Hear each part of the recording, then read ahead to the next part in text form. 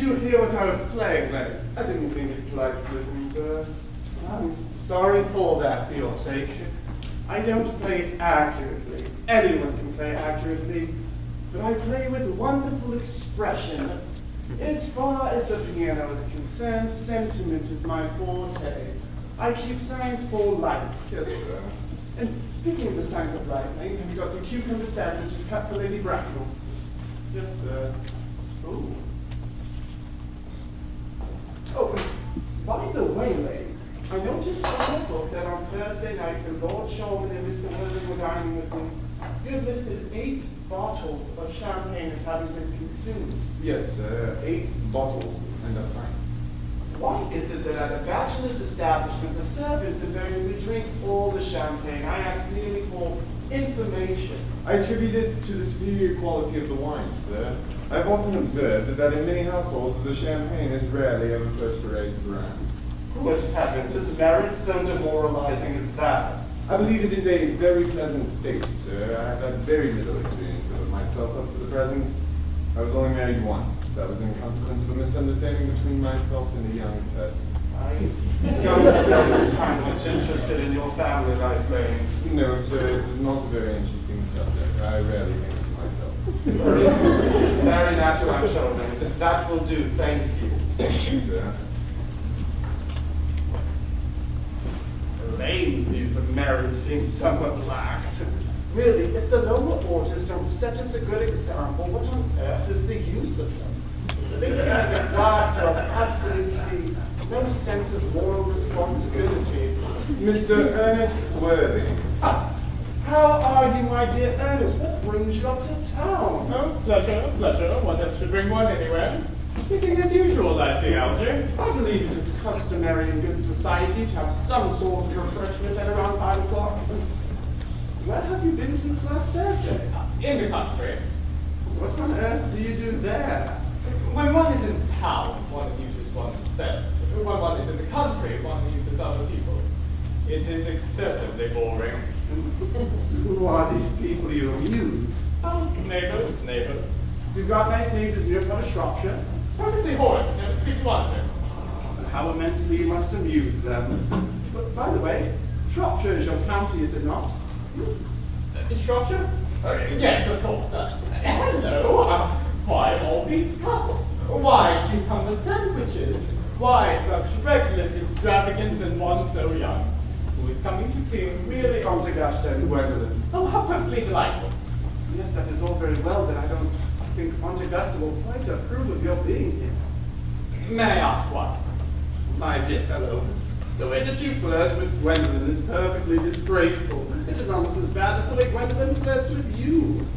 I am in love with Gwendolyn. I've come up to town expressly to propose to her. I thought you had come up here for pleasure. I call that business. And how utterly unromantic you are. There is nothing romantic in proposing. Why, it is very romantic to be in love, but there is nothing romantic about a definite proposal. Why, one may be accepted. One usually is, I believe. But then the excitement's all over. The very essence of romance is uncertainty, and if I ever get married, I will certainly try and forget the fact. I have no doubt about that, dear Algy. The divorce court is especially invented for people whose memories are so curiously constituted. There is no speculating on that subject, my dear fellow. Divorces were made in heaven. Oh, please don't touch the sandwiches. I ordered them specially for Aunt Augusta. But you have been eating them all the time. Yes, well, that is because she is my aunt. Have some bread and butter. The bread and butter is for Gwendolyn. Gwendolyn's devoted to bread and butter.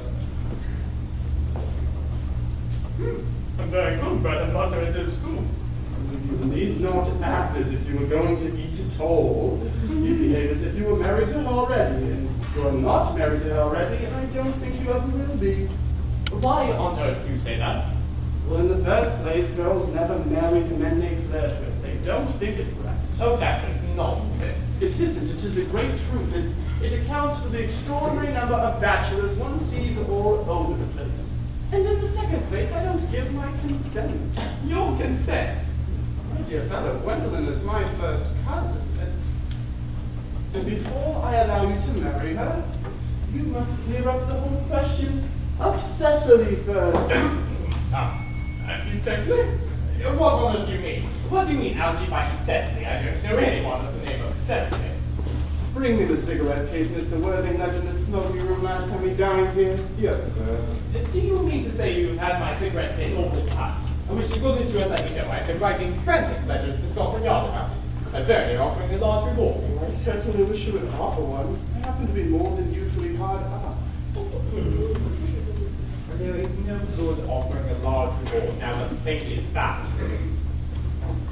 That is very mean of you, Ernest, I must say. However, no matter, for now that I look at the inscription, it turns out the thing really isn't yours after all. Oh, of course it is mine. You have seen me with it 100 times, and you have no right whatsoever to read what is written inside. It is a very ungentlemanly thing to read a private cigarette case. It's perfectly absurd to have a hard and fast rule about what one should read and what one shouldn't read. More than half of modern culture depends on what one shouldn't read. I am quite aware of the fact, and I don't propose to discuss modern culture. It isn't the sort of thing one should talk of in private. I simply want my cigarette case back. Yes, but this isn't your cigarette case. This cigarette case is a present from someone of the name of Cecily. And you said yourself you don't know anyone of that name. Well, if you must know, Cecily happens to be my aunt. Your aunt? Yes, charming old lady she is too. Lives at Tunbridge Wells. Just give it back to me, Algy. Yes, well, then why does she call herself Little Cecily if she is your aunt and lives at Tunbridge Wells? Little Cecily with her fondest love. And my dear fellow, what on earth is there in that? Some aunts are tall, some aunts are not tall. You seem to think that every aunt should be just like your aunt. That is absurd. For heaven's sake, just give me back my cigarette case. Yes, but this isn't your cigarette case. And why does your aunt call you her dear uncle? From little Cecily with her fondest love to her dear Uncle Jack. There's no objection, I admit, to an aunt being a small aunt, but why an aunt, no matter what her size may be, should call her own nephew her uncle, I can't quite make out. And besides, your name isn't Jack at all. It's Ernest. It isn't Ernest, it's Jack. But you have always told me it was Ernest, and I've introduced you to everyone as Ernest. And you answer to the name of Ernest. You even look as if your name was Ernest. The most earnest-looking person I ever saw in my life. It's perfectly absurd you saying your name isn't Ernest. It is on your card, Mr. Ernest Worthing B. 4 the Albany. I'm keeping this just in case you ever attempt to deny it to me, or to Gwendolyn, or to anybody else. Well, my name is Ernest in town and Jack in the country, and the cigarette case was given to me in the country. Yes, but that does not account for the fact that your little Aunt Cecily, who lives at Tunbridge Wells, calls you her dear uncle. Come, old boy, you had much better have the thing out at once. Now, my dear Algy, you talk exactly as if you were a dentist. It is very vulgar to talk like a dentist when one isn't a dentist. It produces a false impression. That is exactly what dentists always do. Now go on, tell me the whole thing. And by my dad, I've always suspected you of being a confirmed and secret Bunburyist. I'm quite sure of it now. Bunburyist? What on earth do you mean by Bunburyist? I'll tell you the meaning of that incomparable expression as soon as you're kind enough to tell me why you are Ernest in town and Jack in the country. Well, produce my cigarette case first.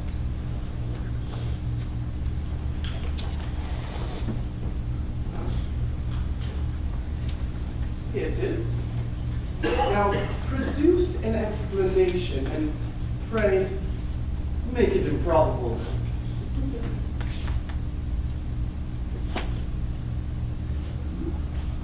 My dear fellow, there's nothing improbable about my explanation at all. In fact, it's perfectly ordinary.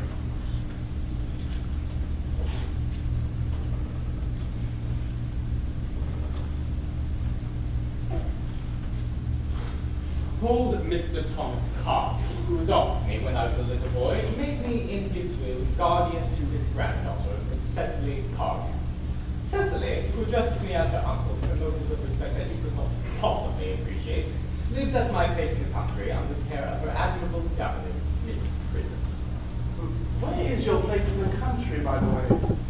That is nothing to you, dear boy. You are not going to be invited. I may tell you candidly the place is not in Shropshire. I suspected that, my dear fellow. I've bunburyed all over Shropshire on 2 separate occasions. But go on, tell me why you are earnest in town and Jack in the country. My dear fellow, I don't know whether you will be able to understand my real motives. You are hardly serious enough. When one is placed in the position of guardian, one has to adopt a high moral tone on all subjects. It's one's duty to do so. And as that high moral tone can neither be said to produce much to one's health or one's happiness, in order to get up to town, I have always pretended to have a younger brother of the name of Earnest, who lives in the Albany and gets into the most dreadful scrapes. That, my dear Alfie, is the whole truth, pure and simple. The truth is really pure and never simple. Modern life would be very tedious if it were either. In modern literature, a complete impossibility. That wouldn't at all be a bad thing. Literary criticism is not your forte, my dear fellow. You better leave that to people who didn't attend the university. They do so well of it in the daily papers. What you are is a bunburyist. I was quite right in saying you were a bunburyist. In fact, you're one of the most advanced bunburyists I know. What on earth do you mean? You have invented a younger brother called Earnest. You may be able to come up to town as often as you like.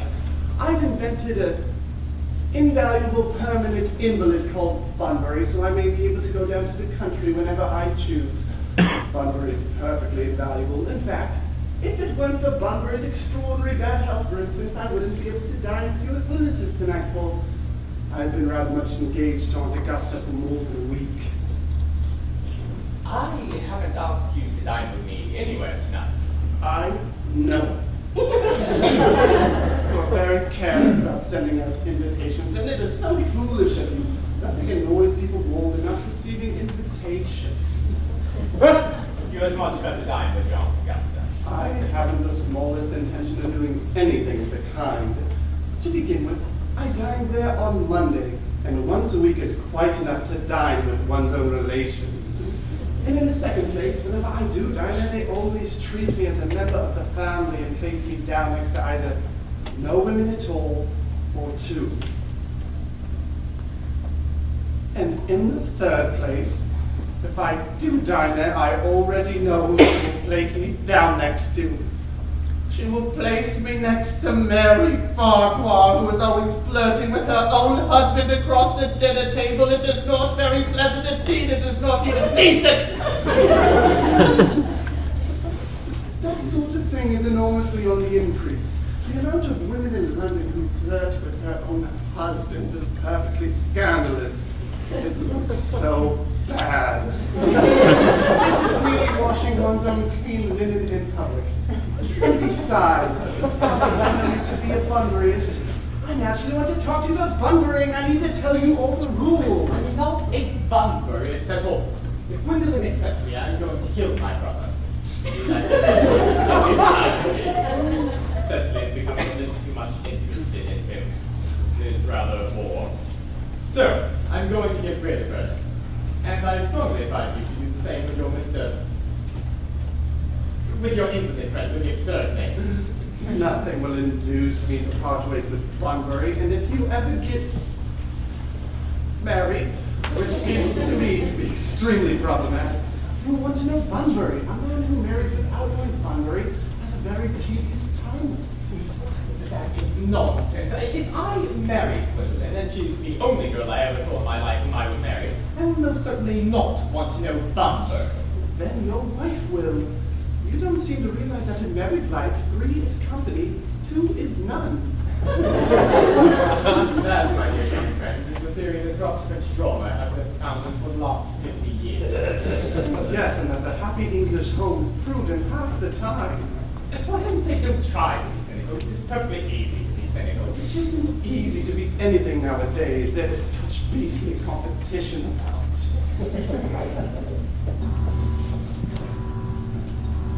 That must be Aunt Augusta. Only relatives or creditors seem to ring in that Wagnerian manner. Now, if I enter out the way for it, 10 minutes till you have an opportunity for proposing to Gwendolyn. Can I dine with you at Willis's tonight? I suppose if you want to.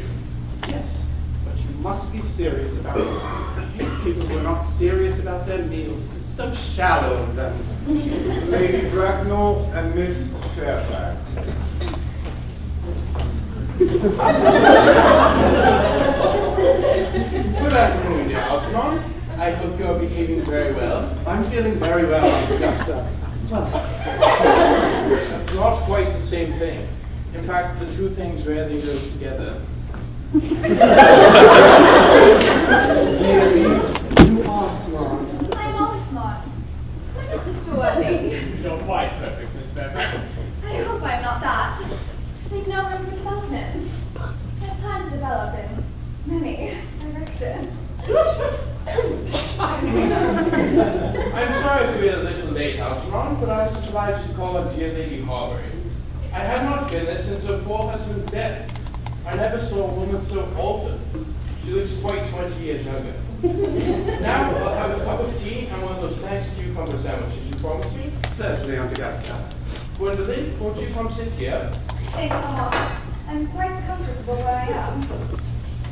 Good heavens, Lane, why are there no cucumber sandwiches? I ordered them specially. There were no cucumbers in the market this morning, sir. I went down twice. No cucumbers? No, sir, not even for ready money. That will do, Lane. Thank you. Thank you, sir. I'm greatly distressed, Aunt Augusta, about there being no cucumbers in the market today. Not even for ready money. It really makes no matter, Algernon. I had some problems with dear Lady Harbury, who seems to me to be living entirely for pleasure now. I hear her hair has turned quite gold with grief. It certainly has changed its color, from what cause I, of course, cannot say. Thank you. I've quite a treat for you tonight, Algernon. I'm going to send you down with Mary Farquhar. She is such a nice woman. To her husband. It is delightful to watch them. I'm afraid, Aunt Augusta, I shall have to give up the pleasure of dining with you tonight after all. I should hope not, Algernon. It would put my table completely out. Your uncle would have to dine upstairs. Fortunately, he is accustomed to that. It is a great bore, and I need hardly say a great disappointment to me, but I have received a telegram saying that my poor friend Bunbury is feeling very ill, and they seem to think I should be with him. It is very strange. This Mr. Bunbury seems to suffer from curiously bad health. Oh yes, poor Bunbury is a dreadful invalid. Well, I must say, Algernon, I think it is high time that Mr. Bunbury made up his mind whether he was going to live or to die. This shilly-shallying with the question is absurd, nor do I in any way approve of the modern sympathy with invalids. I consider it morbid. Health is the primary duty of life. I'm always telling that to your poor uncle, but he never seems to take much notice, as far as any improvement in his ailment goes. I would be much obliged if you would ask Mr. Bunbury from me to not have a relapse on Saturday, for I rely on you to arrange my music for me. 'Tis my last reception, and one wants something that will encourage conversation in others, particularly at the end of season when everyone has said particularly whatever they had to say, which in most cases was probably not much. I'll speak to Bunbury, Aunt Augusta, if he is still conscious. Though I think I can promise he'll be all right by Saturday. Of course, the music is a great difficulty, for when there is good music, people don't listen. But when there is bad music, people don't talk. But I'll run over the program with you if you'll kindly follow me into the next room for a moment. Thank you, Algernon. It is very thoughtful of you. The program will be delightful, I'm sure, after a few expurgations. French songs I cannot possibly allow. People always seem to think they are improper and look shocked, which is vulgar, or that which is worse. But German sounds a thoroughly respectable language, and indeed I believe it is so. Gwendolyn, you will accompany me? Certainly, Mama.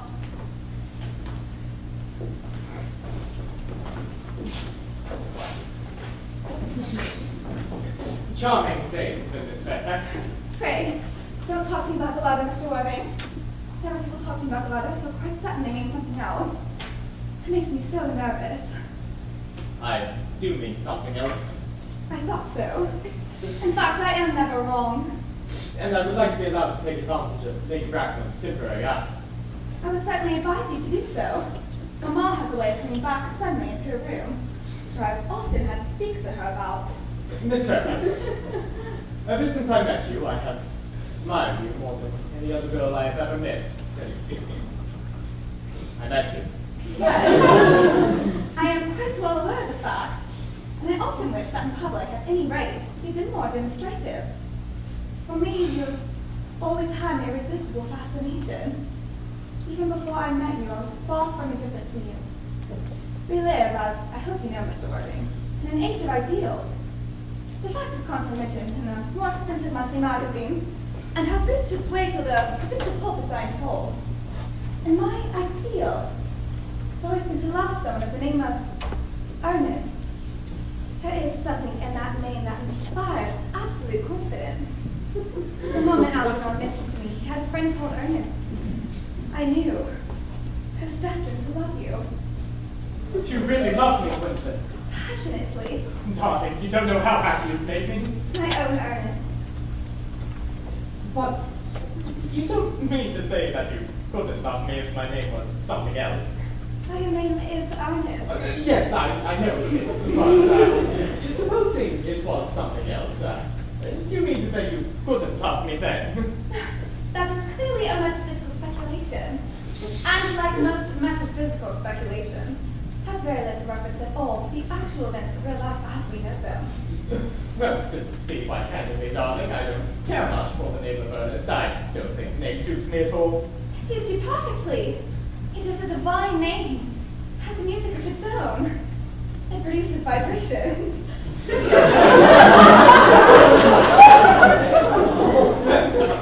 Really? Then I think lots of other much nicer names. I think Chuck, for instance, a charming name. Jack? No. That's very little music of the name Jack. To me, it's all indeed. And then that thrill. There's absolutely no vibrations. I have known several Jacks, and they all without exception are more than usually polite. Besides, Jack's notorious domesticity for John. I pity any woman married to a man called John. She would probably never know the entrancing pleasure of a single moment's solitude.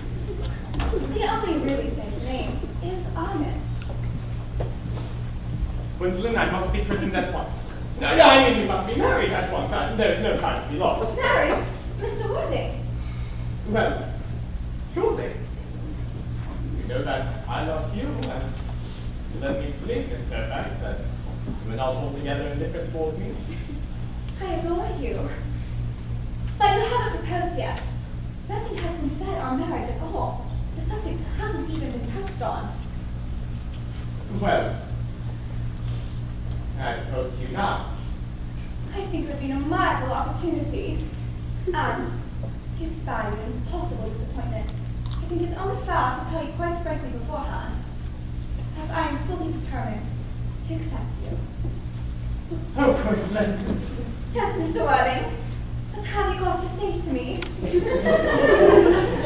You know what I've got to say to you. Yes, but you don't have to say it. Gwendolyn, will you marry me? Of course I will, darling. How long have you been about it? I'm afraid you have very little experience of how to propose. My own one, I've never loved anyone in the world but you. Yes, but men often propose with practice. I know my brother Gerald does. All my girlfriends tell me so. What wonderfully blue eyes you have, Ernest. They are quite blue. I hope you'll always look at me just like that. Especially when Mr. Worthing, rise, sir, from this semi-recumbent posture. Most indecorous. Mama! I would like you to retire. This is no place for you.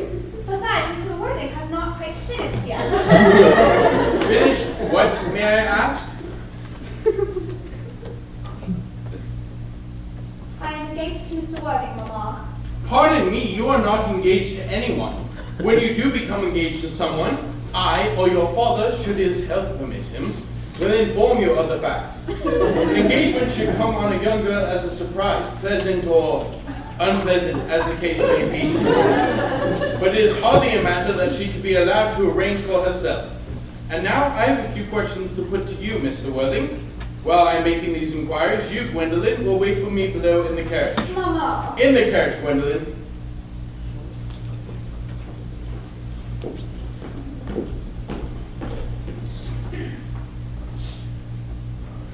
Gwendolyn, the carriage! Yes, Mama.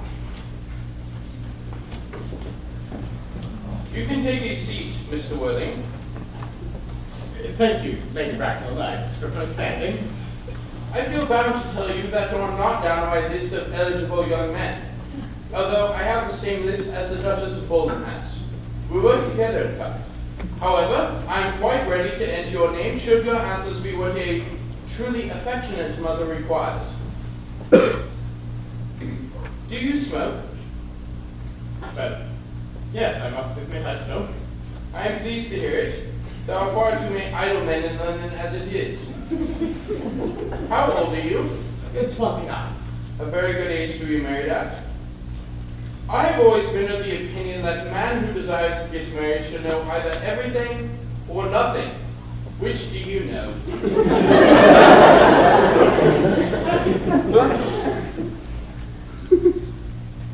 I know nothing, Lady Bracknell. I am pleased to hear it. I do not approve of anything that tampers with natural ignorance. Ignorance is like a delicate, exotic fruit. Touch it, and the bloom is gone. The whole theory of modern education is radically unsound. Fortunately, in England, at any rate, education produces no effect whatsoever. If it did, it would prove a serious danger to the upper classes and probably lead to acts of violence in Grosvenor Square.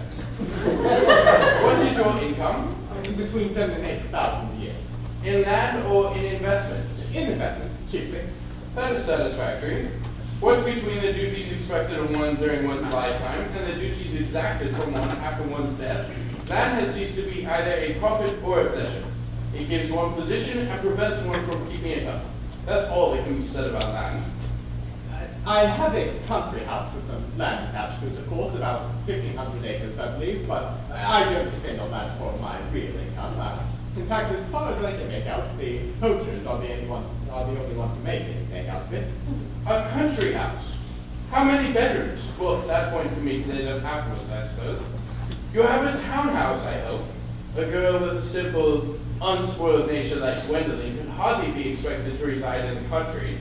Well, I own a house in Belgrade Square, but it is left by the year to Lady Bloxham. Lady Bloxham? I don't know her. Oh, she goes about very little. She is a lady considerably advanced in years. Ah, nowadays that is no guarantee of respectability. What number in Belgrade Square? 149. Ah, the unfashionable side. I thought there was something. However, that could be easily altered. Do you mean the fashion or the style? Both, if necessary, I presume. What are your politics? Well, I'm afraid I really have none. I am a liberal unionist. Oh, they count as Tories. They dine with us, or come in the evening at any rate. And now to minor matters. Are your parents living? I have lost both my parents. To lose one parent, Mr. Worthing, may be regarded as misfortune. To lose both looks like carelessness. Who was your father? He was evidently a man of some wealth. Was he born in what the radical papers call the primitive farmers, or did he rise through the ranks of aristocracy? I'm afraid I really don't know. The fact is, Lady Bracknell, I said I lost my parents. It would be near the truth to say they seem to have lost me. I don't know who I am by birth. I was found. Found! The late Mr. Thomas Cardew of 149 Belgrade Square found me and gave me the name of Worthing because he had a ticket to Worthing in his pocket at the time. Worthing is a place in Sussex, Lady Bracknell. It is a seaside resort. Where did this charitable gentleman with the first-class ticket to the seaside resort find you? In a handbag. A handbag? Yes, Lady Bracknell, I was in a handbag. A somewhat large, black leather handbag with handles to it. An ordinary handbag, in fact. In what locality did this Mr. James or Thomas Cardew come across this ordinary handbag? In the cloakroom at Victoria Station. It was given to him in the state for his own. The cloakroom at Victoria Station? Yes, the writing line. The line is immaterial. Mr. Wood, I must confess I feel somewhat bewildered by what you have just told me. To be born, or at any rate bred, in a handbag, whether it had handles or not, display a contempt for the ordinary decencies of family life, which reminds one of the worst successes of the French Revolution. And I'm sure you recall what that unfortunate movement led to. As for the particular locality in which this handbag was found, the cloakroom at a railway station may serve to conceal a social indiscretion, and has probably indeed been used for that purpose before now. But it can hardly be regarded as a assured basis for a recognized position in good society. May I ask you then what you would advise me to do? I need hardly say I would do anything to ensure Gwendolyn's happiness. I would strongly advise you, Mr. Willing, to try and acquire some relations as soon as possible, and make a definite effort to produce one parent of either sex before the season is quite over. I don't see how I could possibly do that. I can produce the handbag at any moment. It is in my dressing room at home. I really think that should satisfy you, Lady Bracknell. Me, sir? What has it to do with me? You could hardly imagine that Lord Bracknell and myself would allow our only daughter, a girl raised with the utmost care, to marry into a cloakroom and form an alliance with a parcel. Mr. Wood.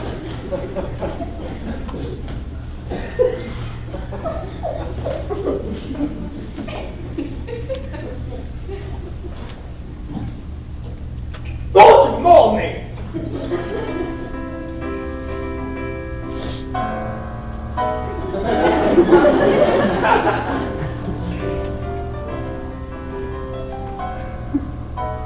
For goodness sake, Algy, don't play that ghastly tune! How idiotic you are! Didn't it go off all right? You told me to say Gwendolyn refused you. If there's a way she has, she is always refusing people. I think it to be most ill-natured of her. Gwendolyn is as right as a trivet. As far as she's concerned, we're engaged. The mother is perfectly unbearable. Never met such a gorgon. I don't really know what a gorgon is like, but I'm quite certain Lady Bracknell is one. At any rate, she's a monster without being hit, which is rather unfair. I beg your pardon, Algy. I suppose I shouldn't talk to you about your own aunt in that way before you. My dear fellow, I love hearing my own relations abused. Exactly what the poet holds. Relations are merely a pack of people without the remotest knowledge of how to live nor the smallest instinct of when to die. That is nonsense. It isn't. Well, don't argue about the matter. You always want to argue about things. Well, that is what things were originally made for. Oh my word, if I thought that, I'd shoot myself. Don't suppose there's any chance of Gwendolyn becoming like her mother in about 150 years, do you? All women become like their mothers. That is their tragedy. No man does, and that's his. Is that clever?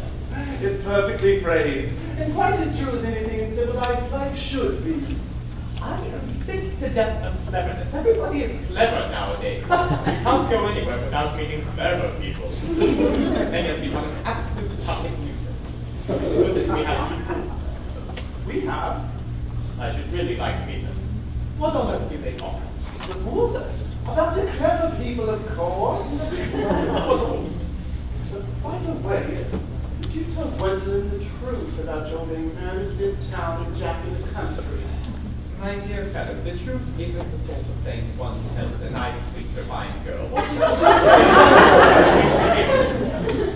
The only way to behave to a woman is to make love to her if she is pretty, and to someone else if she is plain. That is nonsense.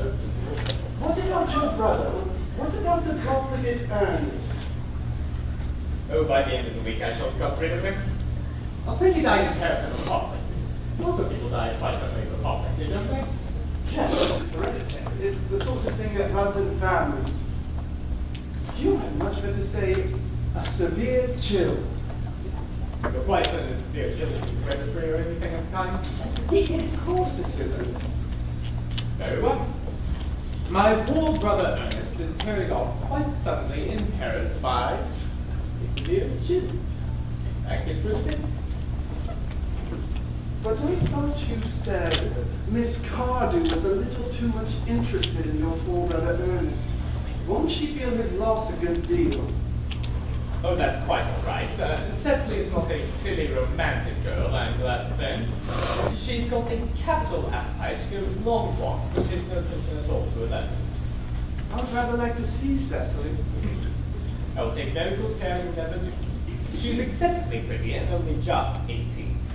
Have you told Gwendolyn you have an excessively pretty ward who is only just 18? Well, one doesn't just blurt these things out to people. Cecily and Gwendolyn are perfectly certain to be great friends. I'll bet you anything you like that within half an hour of them having met, they will be calling each other sister. Women only do that after they've called each other a lot of other things. First of all, interesting. What to get a good table of notices. Do you know it is nearly 7? Oh, it is always nearly 7. But I am hungry. I never knew you when you weren't. Well, what shall we do after dinner? Go to the theatre? Oh, no, I don't listen. Well, let us go to the club. Oh, no, I hate talking. Shall we trot around the Empire at 10? Oh, no, I can't bear looking at things. It is so silly. Well, then what shall we do? Nothing. It's a lot of hard work doing nothing. However, I don't mind a little hard work when there is no definite object of any kind. Miss Fairfax. Gwendolyn, upon my word. As you kindly turn your back, there's something very particular to say to Mr. Worthing. Really, Gwendolyn, I don't think I can allow this at all. Algy, you always adopt a strictly immoral attitude towards life. You're not quite old enough to do that. My own daughter. Ernest, we may never be married. By the look of Maman's face, I really never shall. You pass the any regard for what the children have to say to them nowadays. Whatever influence I ever had over Maman, I fear I lost at the age of 3.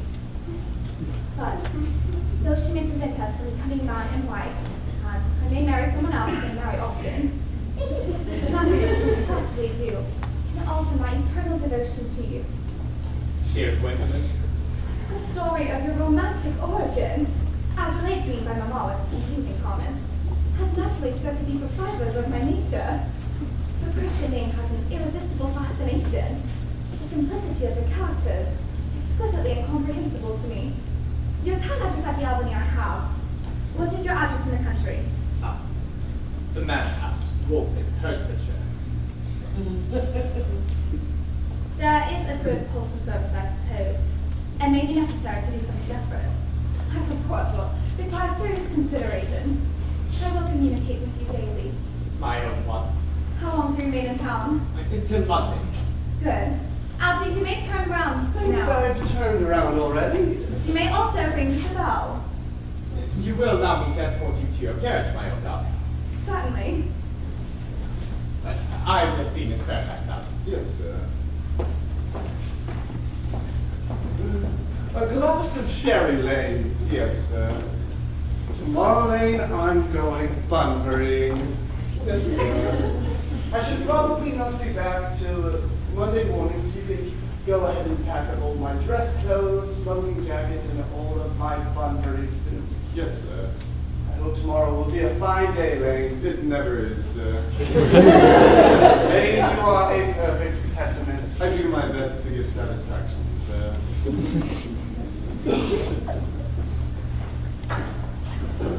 Well, it's a sensible, intellectual girl. The only girl I ever cared for in my life. Well, how about you, so, Eustace? I'm just anxious about poor Bunbury is all. you don't take care, your friend Bunbury is going to get you into a serious scrape someday. I love scrapes. They're the only things that are never serious. Oh, that is nonsense, Algy. You never talk anything but nonsense. Nobody ever does.